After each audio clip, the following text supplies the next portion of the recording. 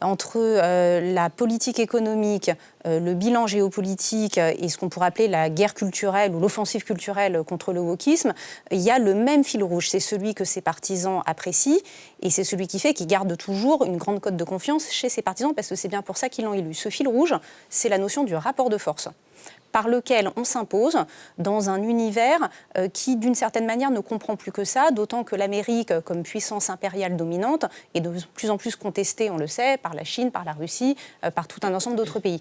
Donc ce que les Américains qui l'ont élu avaient envie de voir jouer et scénariser, c'était cette scène du leader qui s'impose contre les universités woke, qui s'impose contre les mouvements migratoires, qui s'impose contre les menées de Poutine ou de Xi Jinping.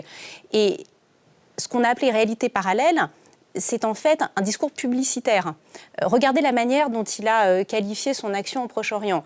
Un cessez-le-feu précaire, enfin avec des résultats, on a libéré les otages, devient « j'ai mis fin à une guerre qui durait depuis 3000 ans ». La formule est frappante, mais c'est typiquement une formule publicitaire. Je ne pense pas que lui-même en soit dupe ou que ses partisans y croient vraiment, mais il y a une forme d'aplomb qui rassure et qui montre que l'Amérique a repris sa place au sein de la cour des grands, au sein de l'ordre mondial.